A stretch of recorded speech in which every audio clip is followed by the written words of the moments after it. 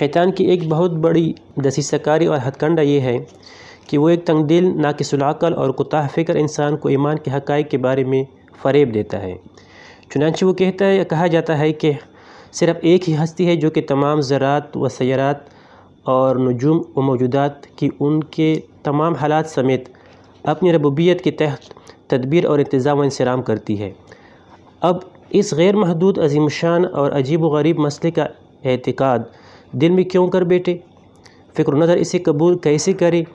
چنانچہ وہ اس طرح کے وسوسے کے ساتھ انسان کی عاجزی و درماندگی کے پہلو کو سامنے رکھ کر اس کے انکار والے حس کو بیدار کر دیتا ہے۔ الجواب: شیطان کی اس دسیسہ کاری کا منہ توڑ دندان شکن راز لفظ اللہ اکبر میں پوشیدہ ہے، اور اللہ اکبر ہی اس کا حقیقی جواب ہے۔ جی ہاں، اسلامی شعائر میں اللہ اکبر کی لفظ کو بہت زیادہ کثرت کے ساتھ اسی دسیسہ کاری کے ازالے کے لیے دہرایا جاتا ہے، کیونکہ انسان کی عاجز قوت، اس کی ضعیف قدرت اور اس کی کمزور فکر ان جیسے عظیم الشان غیر محدود حقائق کو صرف اللہ اکبر کے نور کے طفیل ہی دیکھتی اور ان کی تصدیق کرتی ہے، اور ان حقائق کو اللہ اکبر کی قوت کے بل پر اٹھاتی ہے، اور یہ حقائق اللہ اکبر کے دائرے ہی میں وسعت پکڑتے ہیں۔ چنانچہ وہ اپنے وسوسے میں گھیرے ہوئے دل کو مخاطب کر کے کہتا ہے، اس کائنات کی یہ منظم تدبیر و ادارت جو ہر آنکھ کو نظر آ رہی ہے، اس کی تفسیر دو طریقے سے ہو سکتی ہے۔ پہلا طریقہ، یہ ممکن ہے لیکن انتہائی عظیم الشان اور خارق عادت ہے، کیونکہ اس طرح کے معجز نما آثار اور عجیب و غریب مصنوعات کسی انتہائی عجیب و غریب انداز سے ہی ظہور میں آ سکتی ہے، اور یہ طریقہ یہی ہے کہ تمام موجودات صرف ایک احد الصمد کی ربوبیت، اس کے ارادے اور اس کی اس قدرت سے پیدا ہوئی جو اس کے وجود پر موجودات بلکہ ذرات کی تعداد کے برابر گواہ مہیا کر رہی ہے۔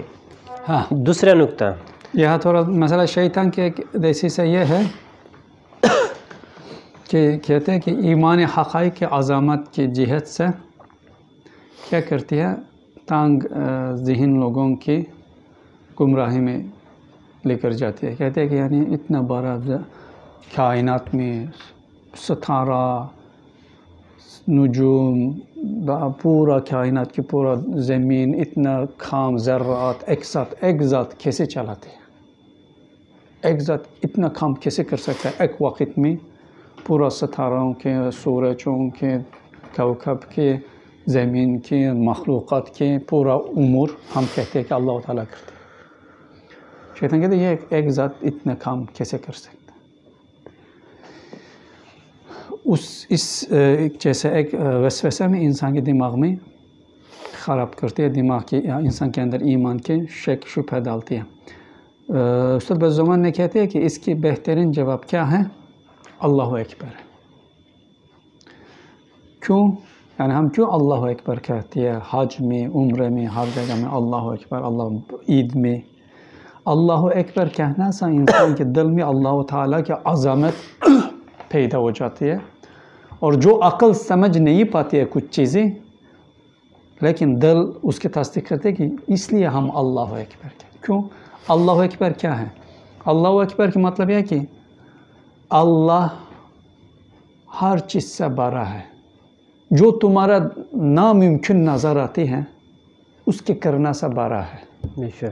جو چیز تمہیں بہت زیادہ خوف دلاتی ہے تمہیں اس سے بچانا سے بڑا ہے۔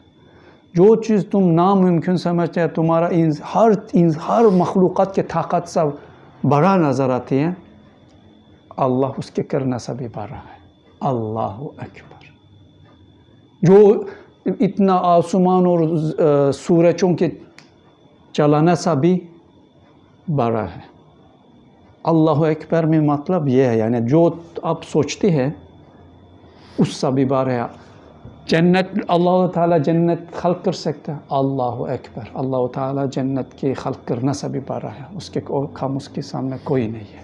اللہ تعالیٰ پورا آسمان کی خلق کر سکتا ہے، اللہ اکبر، اللہ تعالیٰ پورا آسمان کی خلق کرنا سے بھی بڑا ہے، اس کی خلق کرنا اس کے لیے کوئی نہیں، کوئی مسئلہ نہیں ہے۔ یا اتنا نقصان دہ چیز ہے، میں کیسے بچ جاؤں گا؟ اللہ اکبر۔ تو جو تم جس چیز سے خوف کھاتی ہے اللہ اس سے بھی بڑا ہے۔ یہ اللہ اکبر کے کلام انسان کے دل میں وہ اللہ تعالیٰ کی عظمت لے کر آتی ہے. ہاں یہ سوال کہ کسی اور جگہ میں عقلی دلائل کے ساتھ بھی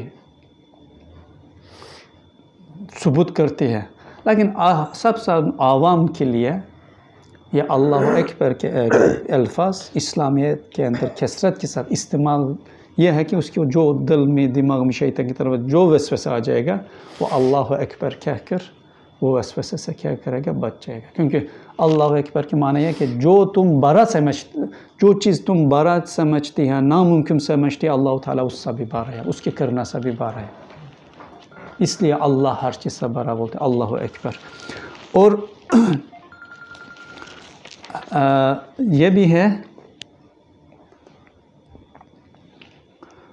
یعنی ایک چیز یعنی ممکن کے طور پر دیکھا جائے گا اس کی ثبوت الگ ہو جاتی ہے. مثال کے طور پر اللہ تعالیٰ ہر جگہ میں کام کیسے کرتے ہیں، اس کا کیا بزمن اس کا کیا مثال دیتے ہیں؟ ایک سورج کی مثال دیتے ہیں کہ یہ سورج اللہ تعالیٰ کا ایک مخلوق ہے، نیم شف یعنی نیم مادی ایک اللہ تعالیٰ کی مخلوق ہے جو کہ نور کی اسما سے مظہر ہے. سورج دنیا میں پیدا ہو جاتی ہے اور دنیا کے اوپر جتنا شفاف چیز ہے، شیشہ ہے، آئینہ ہے، انسان کے آنکھ ہے، اس کے اندر سورج بالکل تجلی کرتی ہے. اس کی حرارت، روشنی اور شکل اس کے اندر آتی ہے اور دنیا میں جتنا مخلوقات ہے اس کے اوپر روشنی دیتی ہے، گرماتی ہے، ایک دوسرے کے ممانعت کرتی ہے نہیں. یعنی سورج میرا گرم جو میں سورج سے فائدہ ہوتا ہوں، میرا فائدہ اٹھانا دوسرا کے لیے نقصانیت نہیں دیتی. ہزاروں لوگ ایک ساتھ ہو اس کے لیے فرق نہیں پڑتی. ایک مخلوق سورج ایک وقت میں اتنا کام کرنے کے قابل بن جاتی ہے نورانیت کے سر سے، جو زمین کی جتنا سمندر ہے اس کے اوپر تجلی کرتے ہیں. زمین کے اوپر ہر جگہ میں سورج حرارت، روشنی اور اپنا مثالی تصویر کے ساتھ موجود ہو سکتی ہے. اس کی خلق کرنے والا اللہ کیوں ایک ساتھ لامحدود کم نہیں کر پائے گا؟ اللہ تعالیٰ کے لیے کوئی مشکل نہیں ہے، کیونکہ اللہ اکبر اس لیے کہا جاتا ہے اللہ تعالیٰ کی عظمت بتانے کے لیے. اور کوئی بھی کم اللہ تعالیٰ کی، کیونکہ ہر چیز یہ بھی ہے محدود دماغ سے لامحدود چیز سمجھنا بھی ناممکن ہے. یعنی ہم اگر سوچیں کہ ہم اللہ تعالیٰ کے ہر کام سمجھ پائیں یا ناممکن ہے. اللہ تعالیٰ کے سمجھ پائے یا پورا سب ناممکن ہے، کیونکہ یہ دماغ محدود ہے، اللہ تعالیٰ لامحدود ہے. ایک سمندر کے لے کر ایک جگ کے اندر تم سنبھال سکتے ہیں؟ ناممکن. یعنی ایک سمندر ایک جگ کے اندر نہیں آ جائے گا، ایک کپ کے اندر نہیں آ جائے گا. یہ اللہ تعالیٰ کے لامحدود اس کے بارے میں علم، اس کی قدرت کے بارے میں، اس کے کام کے بارے میں لامحدود چیز آ کر یہ محدود عقل کے اندر کیسے سنبھالے گا؟ ہم صرف مثالی کے ذریعے سمجھ سکتے ہیں، لیکن ہر چیز کے بالکل سمجھنا کوئی بھی کسی کے بھی لیے ممکن نہیں ہے. اس لیے اگر جو نہیں سمجھتے اللہ اکبر کہہ کر یعنی اللہ بارا ہے، وہ کر سکتا، کسی کو کوئی اور نہیں، صرف اللہ.